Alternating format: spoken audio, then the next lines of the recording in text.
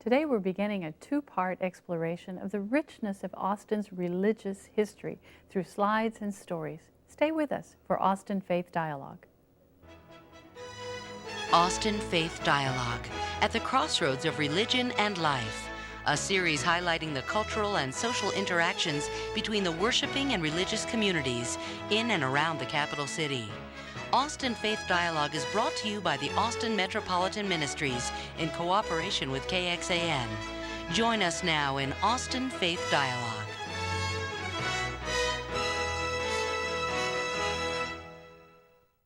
Welcome to our show. We're glad you joined us today. I'm Sandy Wilder, your host, and this week and next, our guest is Reverend Bruno C. Schmidt. He's Pastor Emeritus of First United Methodist Church.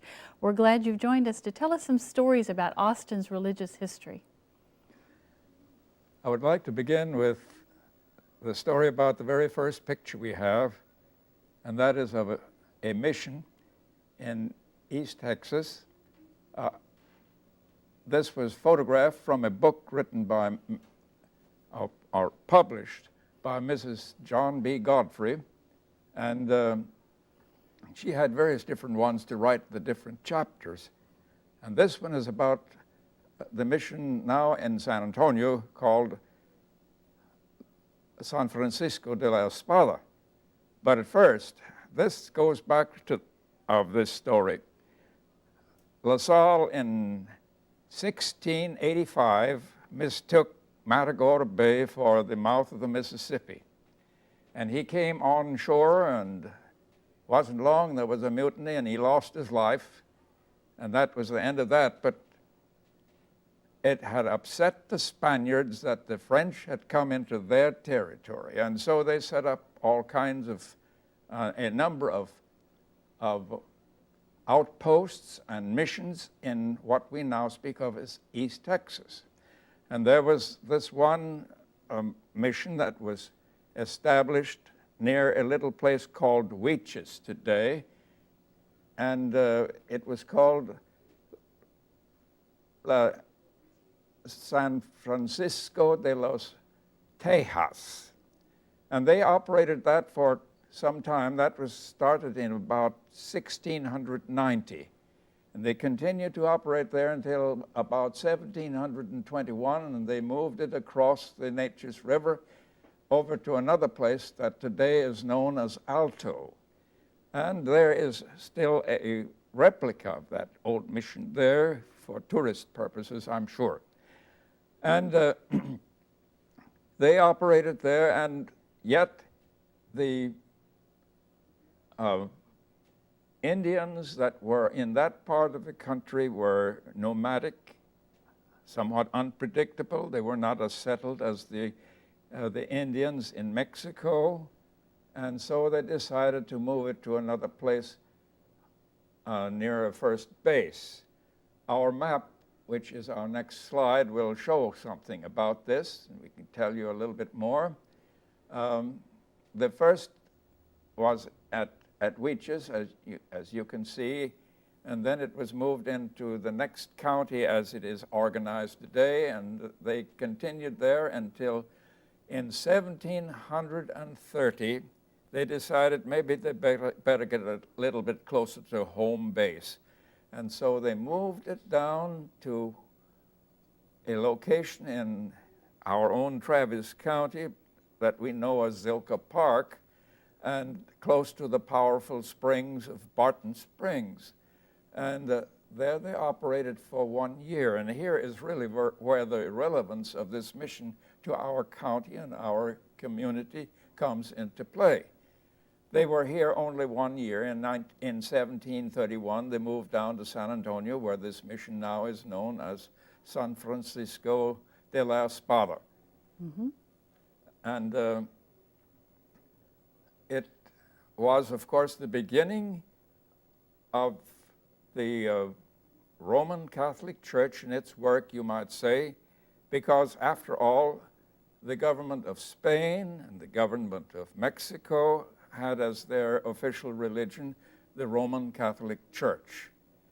And so there is an occasion that is shown now in the next slide of a group of people from St. Julia's Church here in Austin, of which the Reverend Leopoldo Reyes was the pastor, and he is the celebrant.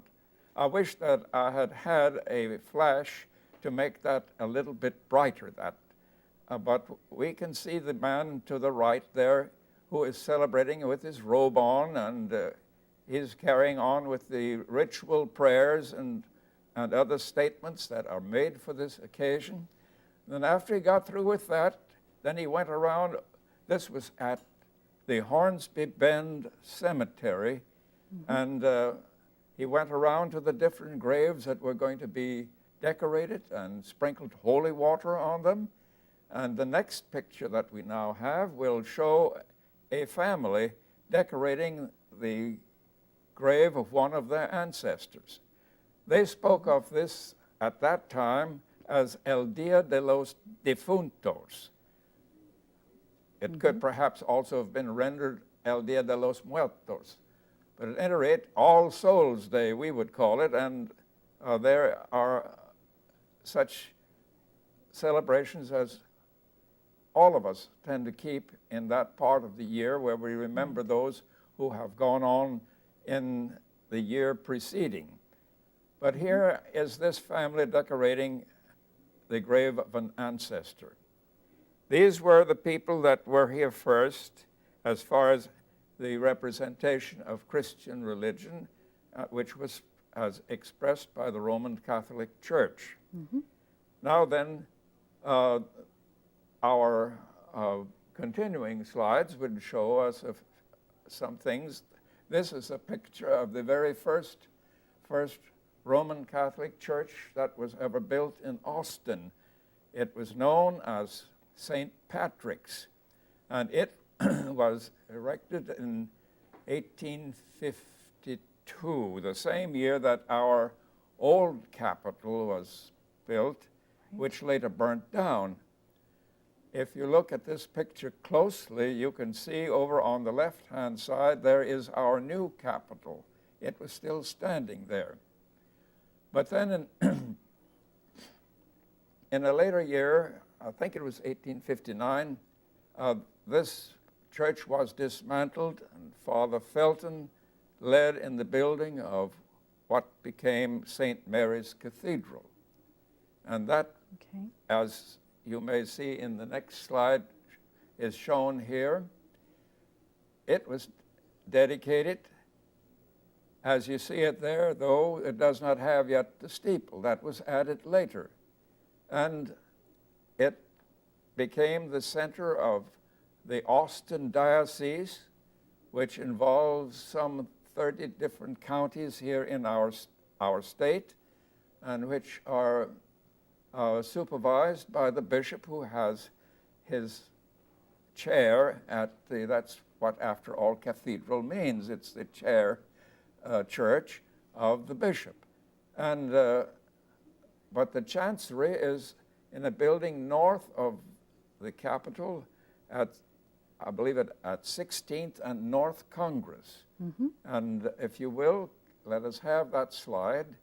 Well, this is also another picture right here, first of the St. Mary's Cathedral with the new steeple added. I still remember an occasion where I told my father something about, when he was still alive, about St. Mary's Cathedral, and he couldn't quite make out where that might be. I said, you came to Texas University, and when you attended school here, you attended the 10th Street Methodist Church, which was exactly across the street from St. Mary's Cathedral. Oh, that church that had the 4 spires on the steeple. A few days later on, after that occasion, I was at Seton Hospital, and Father Zink, who was then the dean of the cathedral, said, 4 spires, I guess I ought to know. I got my baptism of fire the first year I was here. We had a thunderstorm and lightning struck and knocked one of those spires down, and it's a surprise that it didn't kill somebody or crash through the roof. But if you look on the southwest corner of that tower, you will find that that one spire is much lighter than the other. Today you can't tell it because it's been sandblasted and waterproofed, but that was the story. Now then, may we have the slide that this shows us the chancery, which is the headquarters of the bishop. And from here, the supervision is given to the work of this diocese, which includes some more than 30 counties in the state of Texas. It has also the supervision of many different parishes that are here within the city of Austin and within the county, and also, of course, parishes that are out in the outlying counties that are in this particular diocese. So Roman Catholics were here very early. Yes. What else do you have They about were here, the Catholics? They, of course, there are some churches of other denominations as far as actual buildings are concerned in Austin that were here before. But at any rate, this is where this organization has its headquarters that was here when the settlers first came here, and new settlers had to declare themselves at first Roman Catholics as well when they were here. Also, this chancery has the supervision of the wonderful hospitals that we have here in the city, and also the institutions of learning, of which outstanding is the St. Edward's University, and which, when you look to the south of Austin, dominates the horizon of Austin. Right. And so we leave it here with the Roman Catholics as we have it. And then I believe we go on to the Jewish synagogues and the Jewish Yes. presence in Austin, right? The Jewish community was here back in the early 1870s, and the first synagogue that was built here was one that we today know as Temple Beth Israel. And they built their first building on the northeast corner of San Jacinto and 11th Streets, where La Quinta Inn is today. There they worship first, and this is the picture of the synagogue. They worship first in the basement, and then later on the upper portion was added, and there they continued to worship until I think it was 1853. At least it was in the 50s, and then they elected to move out on Shoal Creek Boulevard, which could at that time not be approached from 38th Street, where you would go from now from the Seton Medical Center and go on up that street. But there they continue until this day. And we would have, let me have a slide please there. Well, I tell you, before we go on with the rest of the Jewish story, we need to take a break just for a minute for some announcements, and then we'll come right back. All right. So stay with us for the second half of Austin Faith Dialogue.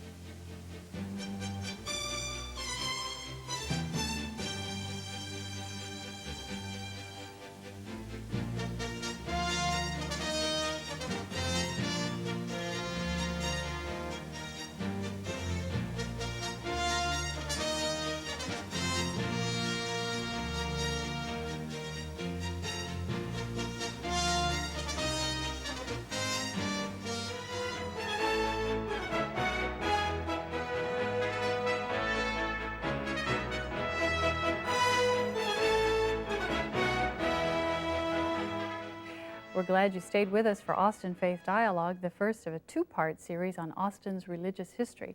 But first, let me remind you that as we put the fax number up on the screen just a moment ago, that's for you if you want to send in your announcement. Send it in 4 weeks before you want it to air so that we can run it on Austin Faith Dialogue for you. And again, the fax number is 472-5274, the offices of Austin Metropolitan Ministries. Today, our guest is Reverend Bruno C. Schmidt, who's pastor emeritus of First United Methodist Church. And we were right in the middle of you talking about the early Jewish settlers moving to another place. So let's pick up right there. Yes. Well, the Temple Beth Israel had moved now to its present location, which is on Shoal Creek Boulevard. And there, the building, as you see here, was erected, and they have carried on with their educational program also, as well as their regular services of worship. When we think of the high holidays that come along from time to time, when those occasions come here and also at the Agudas Achim, there are cars, because they're out to celebrate what they have in their traditions and in all that belongs to their faith. Now then, there was another group that back in about 1914, I believe, they were the Orthodox group who separated and established another synagogue. And they first met in temporary locations down on 2nd Street and 7th Street. At 7th Street they had a synagogue, but they later on built a much more substantial building on 10th Street on the north end of what used to be the last main downtown post office. That's the next slide? Yes. Their building? Mm-hmm. And no, this is right here is a continuation. I'm sorry to have missed that. This is another more up-to-date picture taken on location of the Temple Beth Israel. Okay. And this, though, is the picture of the Agudas Achim synagogue that was built on 10th Street at the north end of the property on which stood the last downtown main post office. But in later years, also about the same time when the others moved, they moved out to Bull Creek, and there, Bull Creek Boulevard, which is at their location was just north of what is now known as the Westminster Manor. And may we have that picture. This is an early picture of that. Rather bare looking, no shrubbery as yet. Then we have another picture of that, which was taken here just in the last year or two. In addition to that, though, they have built themselves a beautiful building just north of the Westminster Manor, also on the property, and just south of what we have shown in this present slide. May we see that also. This is from a view coming south on Bull Creek Boulevard or Street, and then there is another picture we have, which is from the view of the parking lot on the south side of the building. And it is a most beautiful building for their worship purposes. Mm-hmm. And now, though, there is something different in the works. You may have read about the Dell Computer Group, and where there was bought a property of some 40 acres on the north side of, I believe it's Far West Boulevard? pardon me? Far West, up in Far- that part of town? Yes, north of Far West Boulevard. And I need to think about the name of that street. But at any rate, I have a picture, some pictures here that were taken. It's still in its initial stage. Though both I have, in speaking to my friends of these groups, I have been told that they are now making plans of how to place both synagogues within this territory at either side of a facility that is more open to all people. And right here, this is difficult to read, but it tells what is intended by this lot of, or this property that the Dell people got for the local church synagogues. And there is one other picture that shows an entrance in this, at that time, undeveloped bit of property, which promises to be something of something very important in times to come, as far as the Jewish community is concerned. Exciting days for the Jewish community in Austin, Yes. That's right. Now, we can go on with, Well, we have a couple of options. We can talk about your interest in history, or then Yes, we're at go the ahead. point of going on to the Protestant churches, right? yes. So, This right here is a picture, drawing right there of the old Bullock Hotel, which was downtown on Congress and 6th Street. And it later, that property there was occupied by the F.W. Woolworth store, and that has been replaced now by the Great American Center. On the walls of the old Woolworth store, there were two plaques. One told about the old Bullock Hotel. The other plaque, or his official historical state marker, as I might have better said, start with, is for the organization of the first Protestant church in Austin. And that was organized in October of 1839 by a young man by the name of Ewell Allen, who was a graduate of Princeton Seminary. He was a native of Kentucky, and now he was down here in Texas. And he organized the first congregation with about half a dozen people in that hotel. That church developed into what began to be known and continued for a long time to be known as the First Southern Presbyterian Church of Austin. The first church was built in 1842, and unfortunately, pretty soon a tornado came along and destroyed it. And so with the help of Abner Cook, who was a developer at that time, they built another church. And because of the shape of the building, it was a frame building, they called it the Cracker Box Church. And that church then was replaced by another more substantial structure until in somewhere in the 1850s, it was built into the present structure that we have on, let's see, that is San Jacinto and,